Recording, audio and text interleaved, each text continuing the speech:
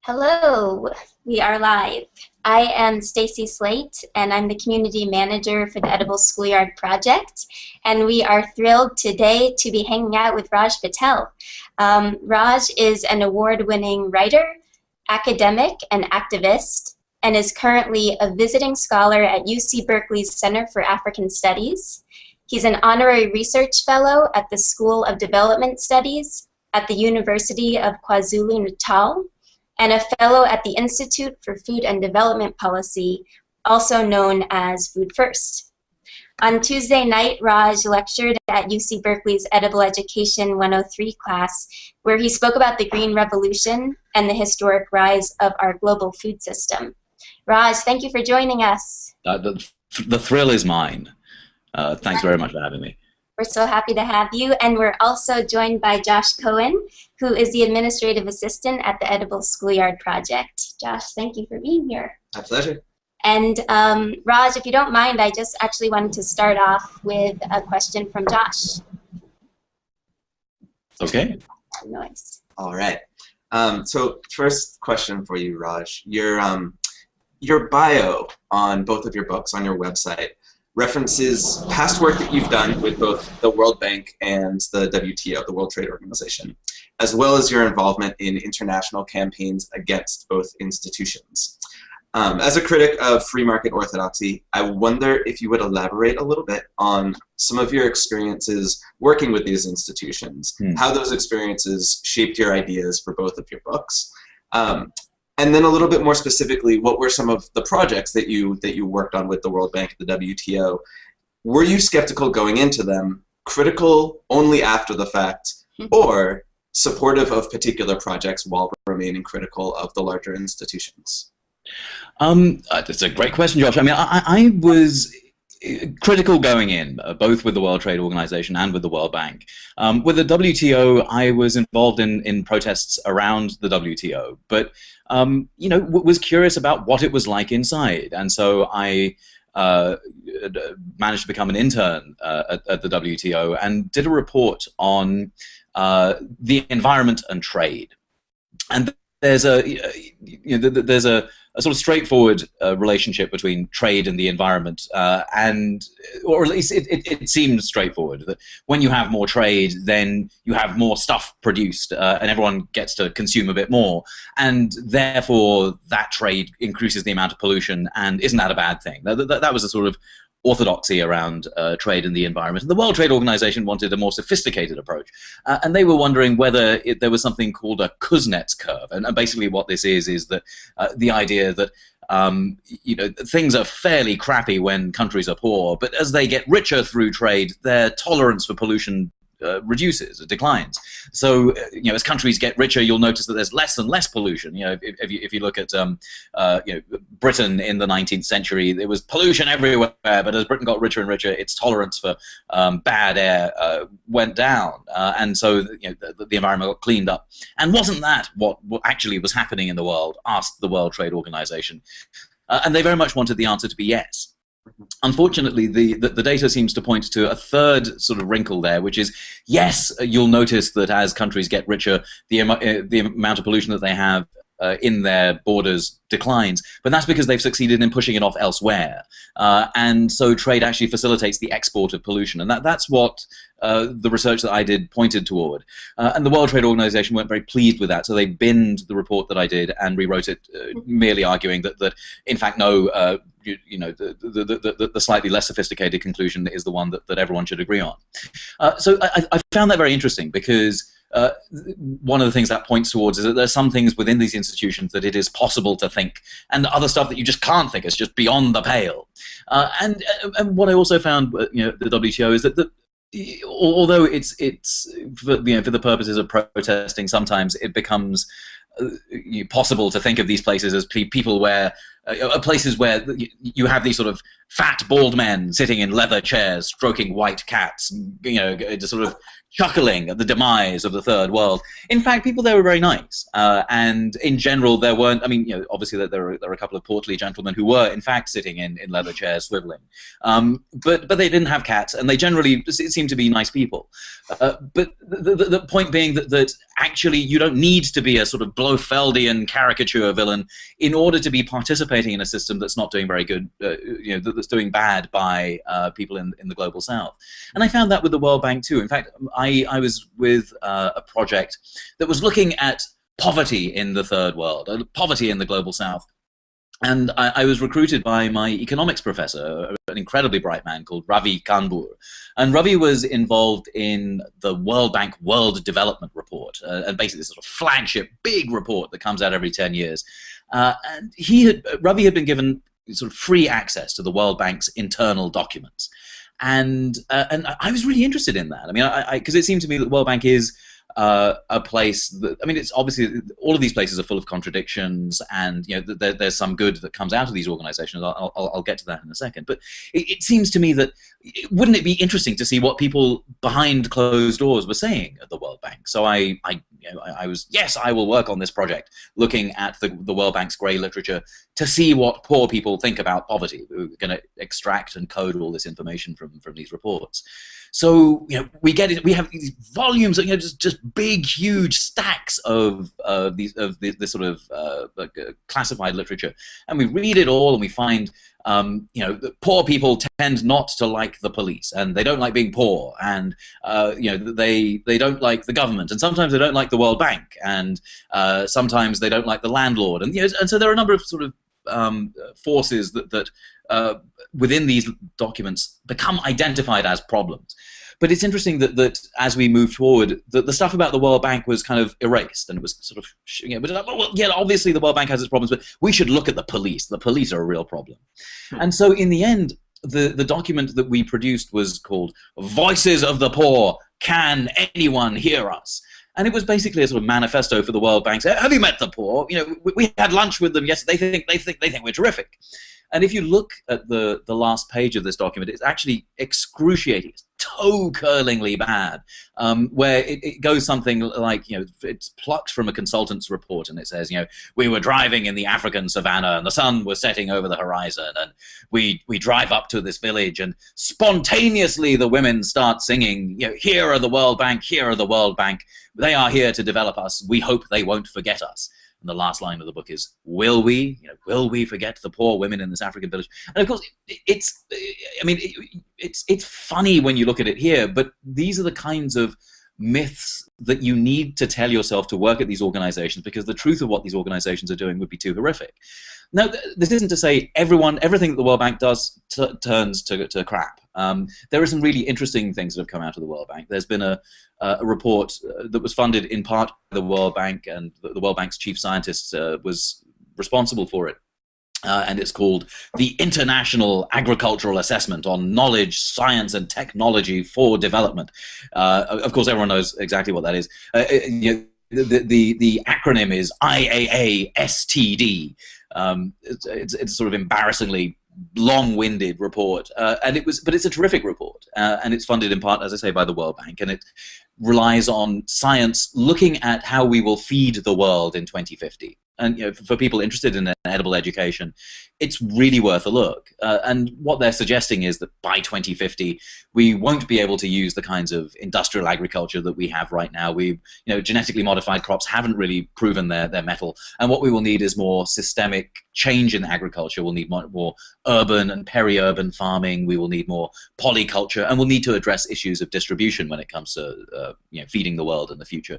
Now, that comes to the World Bank. I happen to agree with it. I think that it's based on sound science, peer-reviewed science, and unfortunately the World Bank doesn't agree with it itself, and its agricultural policies haven't really followed the line of the advice of its experts. And so, I think that it's important to understand and to be compassionate to the people who work in these organizations, while understanding that systemically these organizations are no good, and agriculture needs to be removed from them pretty quickly. And in fact, in terms of the World Bank needs to be paying reparations for the damage it has caused in the past. That makes a great deal of sense.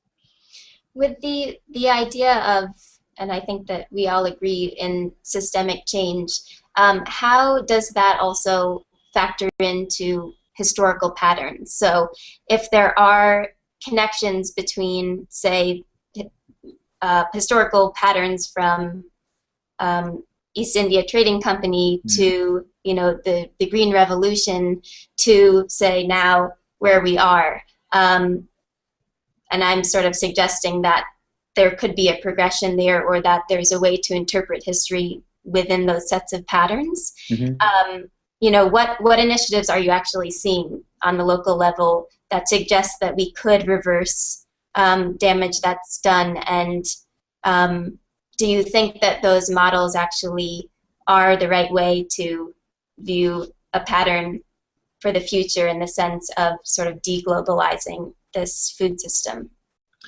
Well, that's a really sophisticated question, Stacey. I mean, I am seeing examples of organizations and groups, movements from around the world who want, for example, reparations for colonialism and reparations for slavery. Now, you can imagine that there are quite a lot of governments in the United States and the European Union, for example, who are not terribly keen that the ghosts of their heinous actions in the past be waved in their faces right now. The U.S. government isn't terribly keen to pay reparations for colonialism and for slavery, and neither is are the governments of the European Union. That's not stopping people from bringing that up, and the various conferences that have existed around the world, on world conferences on racism, for example, are venues in which people are actively trying to keep this issue alive. There's a line by Milan Kundera about what we're sort of resistance is about fighting against forgetting. Obviously, he says it much more sophisticatedly, but what these world councils on racism, for example, world conferences on racism are doing are precisely battling against the forgetting of long histories in which particularly our food system has been transformed. There's a really good historian whose name is Mike Davis, and he's a MacArthur genius, and deservedly so for a range of his books. I mean, the book that anyone who's interested in the food system ought to be reading, and the title is going to put you off. It shouldn't, because from the first sentence, it's brilliant. But the title is Late Victorian Holocausts, and it's who reads a book with the word Holocaust in it for fun? But it's a mind-blowing book. And what Mike Davis shows in this book is that.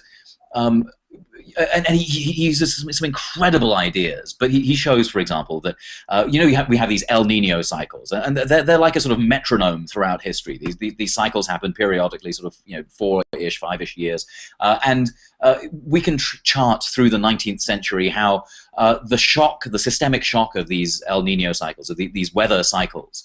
At the beginning of the 19th century, things were fine. People had the social systems to be able to weather storms. There were grain reserves, there were mechanisms in society to be able to cushion the blow of a bad harvest. By the end of the 19th century, because through colonialism we had instituted a system of global markets that looks very similar to the one we have now. There were no safety nets. There were no buffers. There were no mechanisms by which people could insulate themselves from shock, and that's why Mike Davis says, and I think it's a terrific argument, very convincingly argued, that 30 million people died, through the 19th century. Not because there was an insufficiency of food, but because the way we distributed food had changed so dramatically that they were no longer able to access these entitlements. And so that global system of markets is one that is still, that's been resuscitated and is now with us in the beginning of the 21st century. And I think we have a lot to learn from history in terms of moving away from that horrible end of the 19th century Holocaust and moving towards systems where we do have safety nets and buffers for the nearly 900 million people on Earth who are today hungry, even though we produce more food than we ever have before. So yes, I think that there are these very deep problems with the way we distribute food. They have a very long colonial history. But I am heartened by the fact that there are more and more places that are thinking about, everything from, sort of national policies around grain stores and creating safety nets for the population, to things like food policy councils, where local businesses and local government and activists get together to make sure that no one in a community goes hungry. These are all ways of pushing back against this sort of global market forces that have existed for well over 2 centuries. Mm-hmm. Interesting. One of the things that that I'm generally most interested in when it comes to, well, I mean, generally speaking, but also in your writing, is a lot of the connections made between, you know, centuries of history, the establishment of a global food system, and sort of the foundation that was laid many years ago, and the links that it has to today, and also the ability for people to really disconnect present and past. And so you talked about colonialism sort of forcing the creation of global markets that are much like the ones that we see today. And in your book, In Stuffed and Starved, you talk about that being intimately connected, sort of the twin pattern of colonialism, the forced creation of markets, as the foundation for the creation of the global food system. And so I wonder if you would talk a little bit about what it is that you hope that people, in generally, the most important thing about understanding that history for understanding the global food system as it is today. Well, I mean, I think knowing the history matters, and too often we are sort of disconnected from how our food comes to us, and you know, we are living in a historically very weird time where we are, you know, and Michael Pollan has demonstrated this amply. I mean, you know, we are finding we're eating stuff that would have seemed absurd to people a couple of centuries ago. I mean, you know, and it's important to say, I mean, I have no moral high ground. I mean, the example that I give here is Red Bull, for example. And Red Bull, which is, you know, I mean, it's a drink. You know, it's sort of targeted at young people. You know, you've seen the adverts, but it's a drink that's targeted at you know, college students. You know, I don't know if you've seen the advert. There's, you know, this sort of college student who's faced with the unpleasant choice of finishing a term paper or making out with his girlfriend, and the idea is that if he drinks Red Bull, he can do both. So that's, you know, these are the sort of the mechanisms for marketing Red Bull. But, you know, what is Red Bull? Red Bull is yeah, I mean, it's fizzy water and it's sugar and it's caffeine, and then it's a bunch of amino acids that, you know, most frequently you can find in your own urine, you know, sort of creatine, taurine. And I mean, if you were trying to pitch this 2 centuries ago and you were saying, look, you know, this stuff is terrific. It's, you know, it's sugar and it's caffeine and it's water and it's piss, then people would be like, I'm not really feeling it.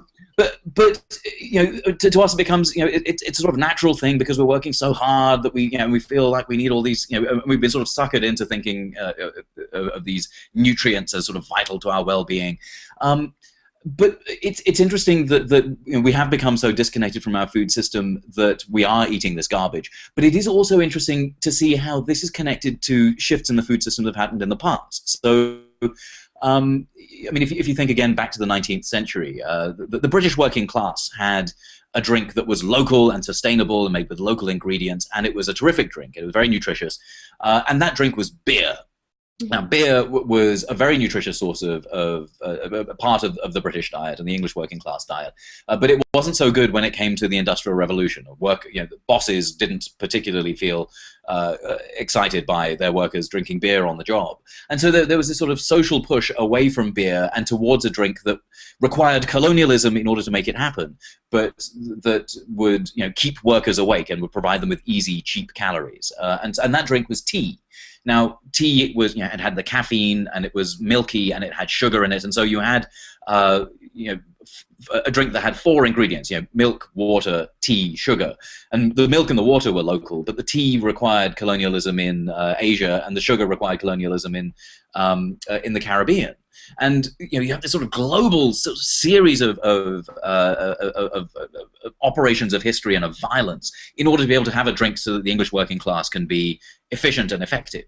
And I think it's important for us to realize that that taint and that idea that we consume in order to be better workers is something that has a historical weight. And that when we realize how absurd it is and where it comes from, we're much better equipped to push back against it, to push for things like working less, and for demanding higher wages for the working class. I think, but until we understand the sort of cultural context in which all of this happens, we can often find ourselves slaves to history rather than at least, although we carry it around as deadweight, we can certainly fight back against it more explicitly and more thoughtfully if we know that it's there.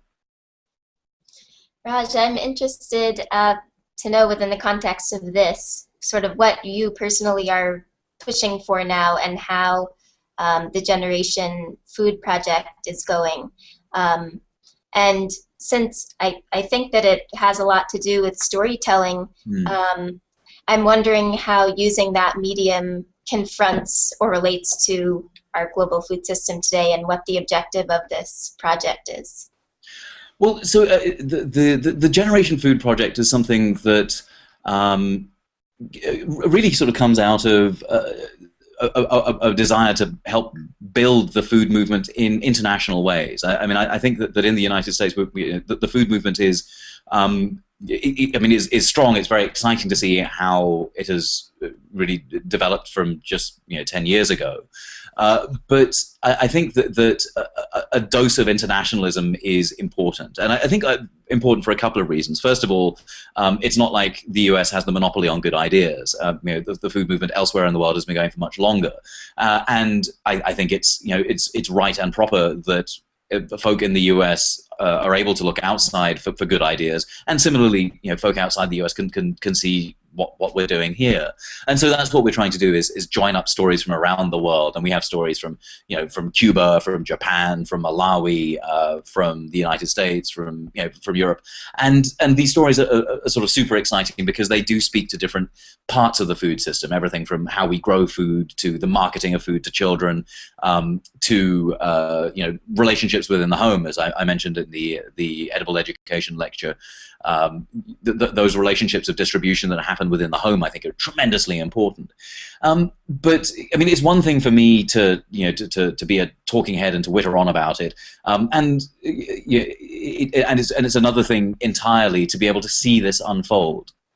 And so I'm very lucky to be working with a director whose work is, I think, it sort of sets the standard for the way documentaries can and should speak to us through storytelling, and his name is Steve James.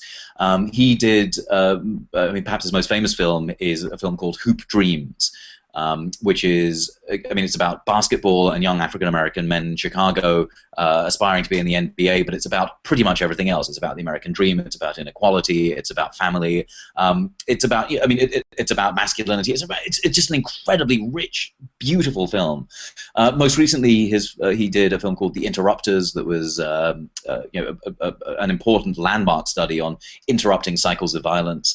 And it's a great privilege to be moving with Steve to look at some of these international stories, because I think the way that we narrate and tell stories about our lives empowers us to think about the future. So I absolutely think that storytelling is important, because if we can change what we think are the standard rules of stories, so instead of thinking about telling a story about how it is that we're going to change the meal that we're going to serve tonight, and think about a story that we're going to about the meal that we serve a generation from now. When we stretch our imaginations around time forward, then we get to play fast and loose with rules that seem rigid right now. And I think that's, if we're interested in transforming the food system, we're interested in systemic change, then thinking about the next meal is important. And don't get me wrong, everyone thinks about the next meal, but allowing ourselves the space to tell stories about the future and to hear stories about the past gives us much more latitude with understanding what the rules are and how we might break them so that everyone gets to eat tomorrow. And I think that's one of the things I'm really excited by with this story, with storytelling, but also with this documentary. We're looking at ancient civilizations as well as the sort of bleeding edge of of food system thinking in the US and around the world. And by combining these two things together, I think what we're trying to do in the Generation Food Project is really pop open a series of questions that might otherwise have remained closed had we been looking just at the United States and just over the next 5 years or so. And do you feel hopeful when you think about the next 200 years? Well, I mean, I think all of us need to have a pessimism of the intellect and an optimism of the will. I mean, because you can't just sort of go around thinking, well, I'm eating kale and so the world is going to be just fine, because it's not. I mean, we know that we're living in a time of climate change and of, already, it would be foolish to sort of think that everything's going to be great, even though we have more food per person than ever before. There are nigh on 900 million people who don't have that food. There's nothing to be cheerful about right now or optimistic about, given that no one seems to be thinking about these questions of distribution at a policy level. On the other hand, abandoning all hope and just sort of concentrating on growing one's own vegetables, I think is morally truant. I mean, it's abdicating a responsibility that we have the power to assume, and that we have actually the duty to assume. I mean, here we are in the United States, a country that produces more food than ever before, and yet there are 50 million people who are food insecure right here in the US. And the way that we farm in the US matters to the rest of the world. We have a responsibility, in the global north for transforming the way that we eat here, so that everyone we know gets to eat. So I think there's no reason to be automatically optimistic. On the other hand, when you see some of the struggles that are happening around the world, when you see the enthusiasm and the energy that more and more people are devoting towards the food system, because the food system brings together pretty much everything. It's about property, it's about government, it's about joy, it's about science, it's about climate, it's about it's about how we arrange our lives and our society and our environment together. It's an incredibly rich series of questions that people are coming up with some beautiful answers to, and delicious answers to, and I think that's everything to fight for. So I am, as I say, I'm pessimistic with my intellect, because you see the corporate power and you see the ways in which these corporations continue to assert their power, but then you see the way in which people are fighting back, and you see the ways in which we are coming up with some really exciting solutions, and the way those solutions are building through a movement to some really important change. And you've got to be hopeful for the future. I mean, I've got a kid, and part of the reason I'm doing Generation Food is for him. It's for the future that I won't live to see, but for the future that I think we need to fight for right now. Mm-hmm. Raj, I'm interested. You've written about organizations like La Via Campesina and the Landless Peasants Movement in South America for a number of years. You also mentioned earlier that you really would like to see a lot of the organizations and people participating in the food movement in the United States learning lessons from organizations, movements, individuals around the world. I was wondering, you've also written about People's Grocery and any number of incredible organizations in the United States. I wonder if you've come across examples where those individuals, movements, organizations within the US had clearly learned lessons from movements, individuals who've been participating in the food movement internationally in different places for a much longer period of time. Well, I mean, there's an example that comes to mind that isn't specifically about the food movement, but it's such a good example. It's about participatory budgeting. It's something I wrote about in The Value of Nothing, and it's about how, I mean, in Brazil, one of the sort of victories there has been how communities get together and decide how government money is spent. And this is done through a democratic process rather than just letting council people fight it out. And that sort of insistence that no, this is our right to to be able to decide where which communities get services first, and to actually engage in the sometimes unpleasant and always fraught but always rewarding process of democracy. That I mean, and in the United States, I think we've been insulated from democracy because we've been we've got its poor cousin. We've got consumer choice, where you get to choose between 2 or 3 candidates in a ballot box, and we think that that's democracy. I mean, voting is the lowest form of democracy. I mean, democracy is actually about creating and suggesting new rules and new ways of governing ourselves, and not about putting an X in a box. That's why there was this funny campaign in 2008 from Mountain Dew, where you got to choose between 3 different kinds of Mountain Dew. There was like Mountain Dew Shock and Mountain Dew Volt and Mountain Dew Blood or whatever it was, and you get to choose, and they call that Dewmocracy. But it is a sort of callow version of democracy, where you're actually getting together and meeting and engaging and figuring out fair ways of distributing resources. And they're a group from New York City who saw this happening in Brazil, where some incredibly, some hard-won victories there made it possible for cities to do this participatory budgeting. And now you're seeing it starting to happen in New York City. And I think that that's that kind of internationalism I'm excited about, and as I say, that's one that immediately comes to mind just because I've been reading about it, and I'm excited to see that flourish elsewhere in the United States. But I do think that that kind of internationalism is happening, and it's alive and well. And whether it's about occupying land and understanding new ways of doing land reform and engaging with property rights, and again, there's interesting connections between Brazil and and the United States, or whether it's simply about sort of recipes and sharing and the idea of how to be joyful together in new ways. I am seeing some of these ideas spread, and I'm really excited by that. I think that there is a kind of joyful internationalism that's exciting to see. I'd like to end on that note. It's a very good note to end on. I don't want to take up any more of your time, but thank you, Raj, so much for joining us. Thank you. I've had a great time. It's been a great conversation. It really has been wonderful, and also for those of you who are watching, you can find this Hangout, and you can also find Raj's Edible Education class on our YouTube page, which is youtube.com/ESY project, and on our website, edibleschoolyard.org, in our resource section. So Raj, thank you so much. Thank you. Really, really love talking with you. The pleasure was mine. Bye. Bye.